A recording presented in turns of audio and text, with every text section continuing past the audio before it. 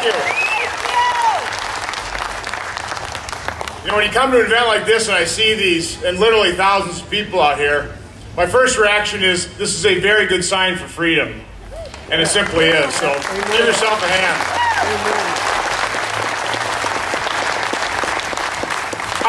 Brian, thank you for the introduction. I will quibble with one thing. I have changed since I've been in Washington.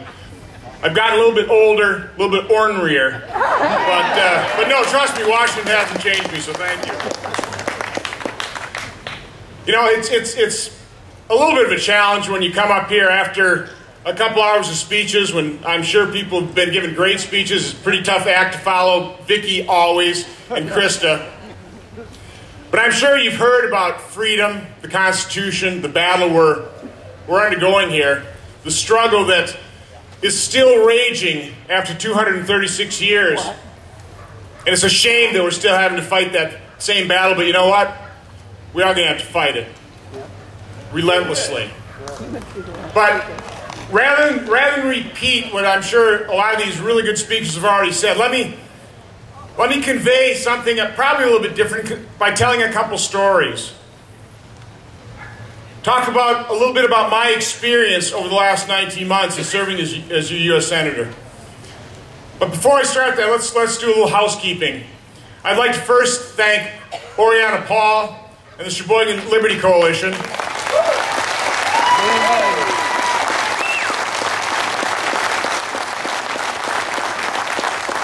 Luke Hilgeman and everybody at Americans for Prosperity. Woo!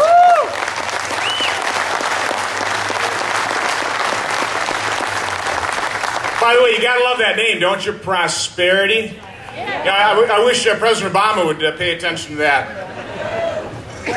But let me tell a couple different stories. They're not connected in any way, shape, or form, but hopefully they'll make a point, and hopefully when all is said and done, it'll be wrapped up into a point that you can all take home and value. Shortly after I was sworn in as United States Senator, I visited a grade school down in Fond du Lac here. And I was talking to some fifth graders, and first of all, they were asking just excellent questions. Excellent questions. And a little girl raised her little hand and said, Senator Johnson, are you a Democrat or are you a Republican? And without even thinking, I just said, well, I'm an American. I think that's an important point.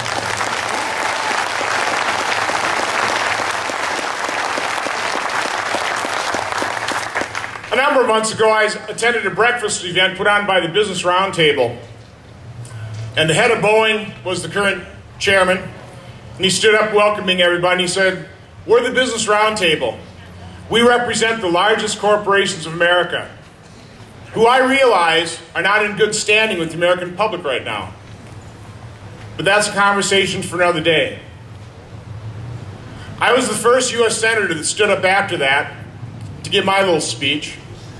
And I went right to that comment.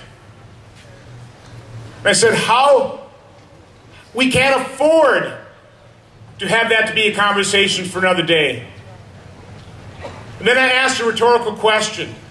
How did we ever get to a point in this country where businesses are demonized, where success is vilified? Now, I said it's a rhetorical question because I pretty well know. I watched it happen. I watched during the 60s, at the height of the Vietnam War protests, I watched college administrators capitulate. And liberals have now taken over our universities, lock, stock, and barrel. Yeah. But in particular, the colleges that control our culture, the colleges of education, law, economics, and journalism. Liberals control those, and so they control the culture, they control the conversation. We need to change that.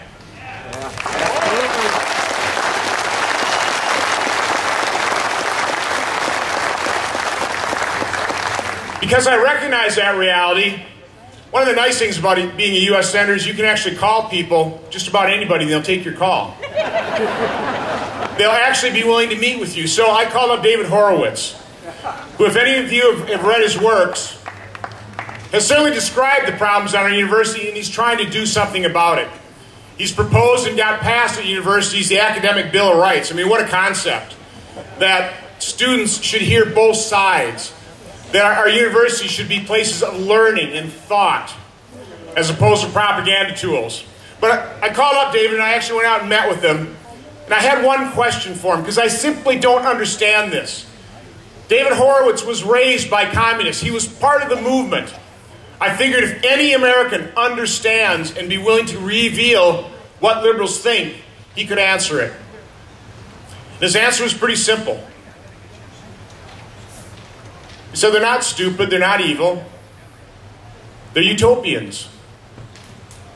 They actually believe they can create a heaven on earth, and they believe that where it's been tried in the past, it's just that the individuals trying to control our lives, trying to make all the decisions, trying to grow government, they just didn't do it quite right.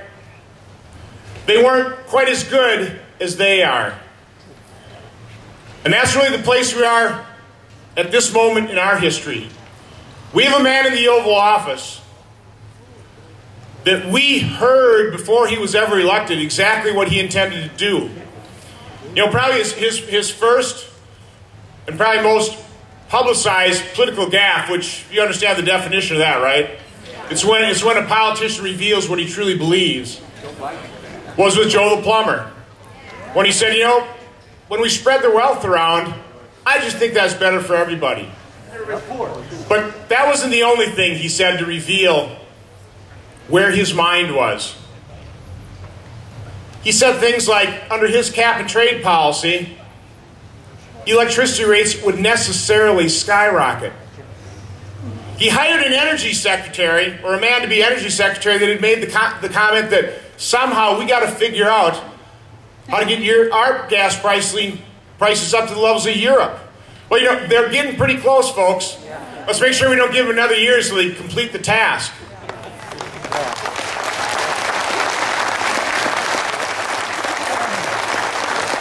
He said, we are the ones we've been waiting for. Unbelievable. I love the way Governor Romney in his speech pointed out this little nugget, where he claimed that under his administration, the seas will rise more slowly and the earth will begin to heal. But I tell you, I think the most frightening quote before his election was 5 days before the election, when he said, in 5 days, we will fundamentally transform the United States of America. I didn't want to see America fundamentally transformed. There are a few things to fix. But I, as one American, revere the genius of our founding fathers.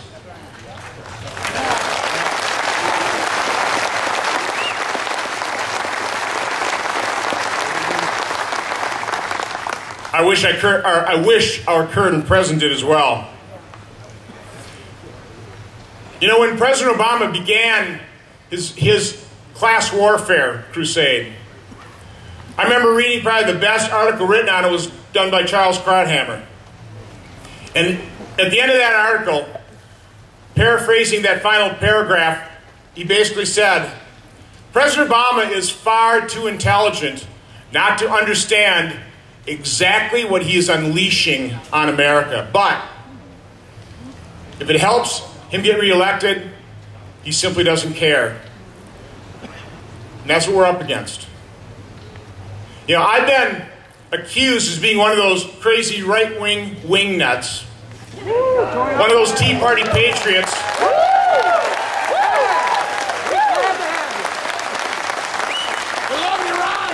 that refuses to compromise. But when it comes to our liberty, when it comes to our freedom, I will continue to refuse to compromise.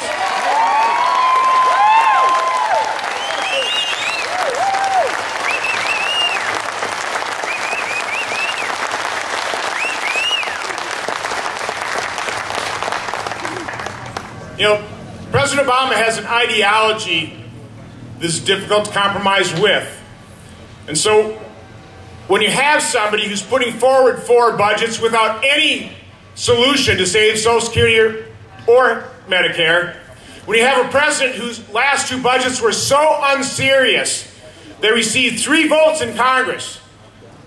Final vote tally, 0 to 610.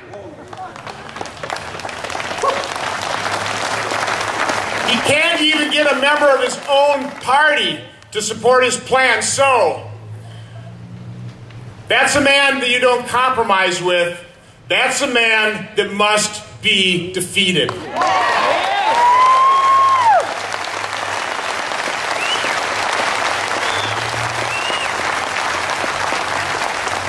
Now, as I go around Wisconsin, quite honestly, now I have the privilege of going around America and talking to patriots. Because I'm an accountant, I use charts and graphs to take rooms of smiling faces and turning them into frowns as I describe the problem. I don't take joy in that, but I'm pretty good at it. But it's a lot easier. You don't need facts and figures. You don't need numbers. It's pretty easy to describe what is ailing America. Is that far too many Americans have either forgotten, and what's even more sad, were never taught the foundational premise of America. They have forgotten what our founding fathers knew. It is that government isn't here to solve our problems. We need government. But government, by and large, is something to fear, because as government grows, our freedoms necessarily recede.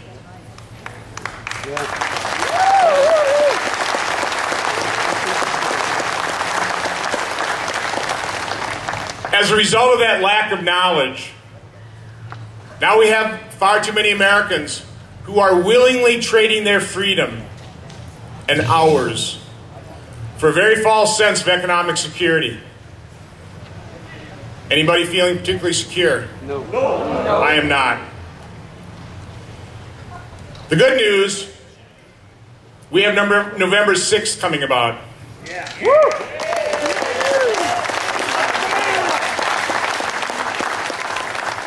This is a political process, and why it gives me so much hope to see this many people here on a beautiful day is because we need you. You need to understand that as individuals, you have far more power than you can possibly imagine. It's a political process.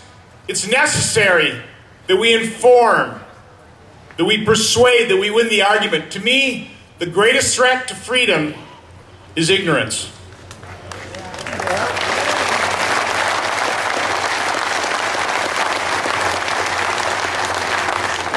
So your job is to get informed. And then take that information and spread it around. Talk to your friends, your family, your neighbors. Talk to total strangers. Let them know what is at stake in this election. Let them know how precious this nation is. Let them know that they have to get involved in the cause. Now, frequently, as I turn those smiling faces into frowns, people have come up to me afterwards and said, you know, Senator, you got to leave people with a little bit of hope. Let me leave you with some hope. I've got hope. I'm never going to give up on America.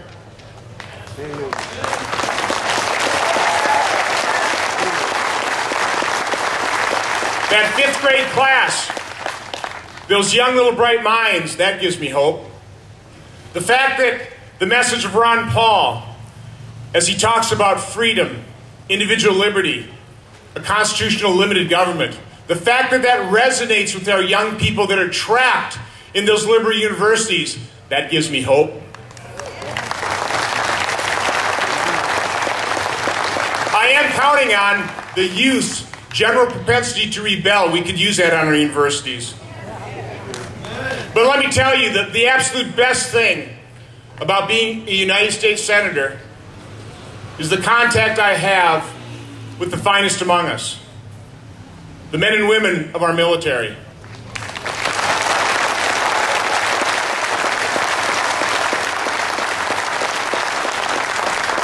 So let me finish with 3 very short stories. The first one starts 2 weeks after I was sworn in. I went to Afghanistan. I went down to the Marine base, Camp Leatherneck, in the Helmand province, where there's been a lot of activity, a lot of casualties.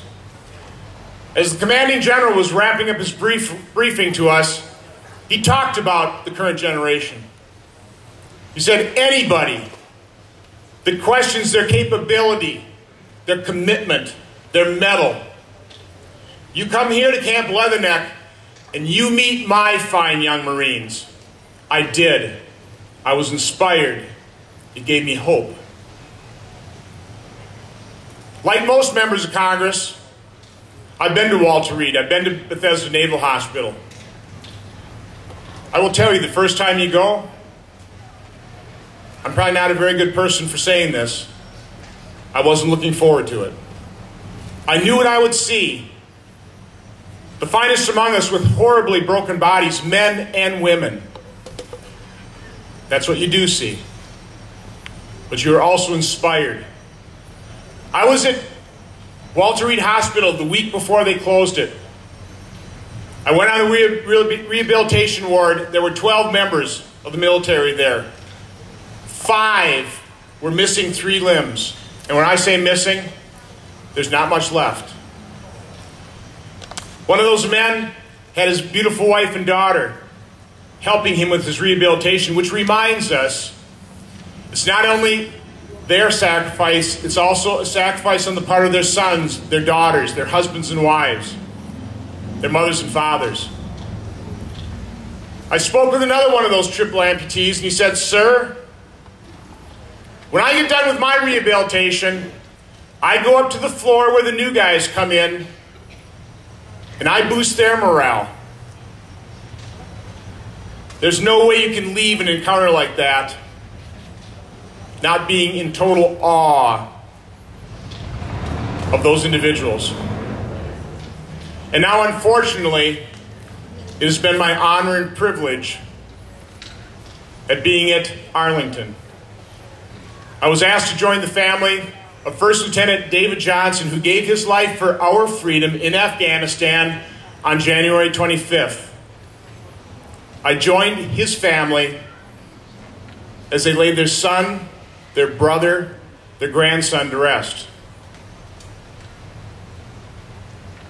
I tell you these stories so that we all understand what true sacrifice is. You know, Vicki talked about the fact that we are weary. We are concerned. But as I travel around Wisconsin, I talk to volunteers. I say, listen, I know you're weary. As I talk to donors, I realize you tapped out. And I also realize how incredibly obnoxious my response is. Tough. The left has been absolutely relentless.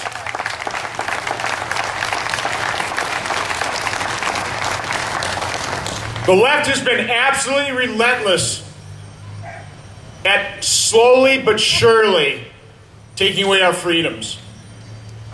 We must be every bit as relentless in defending them. And that's what you must do.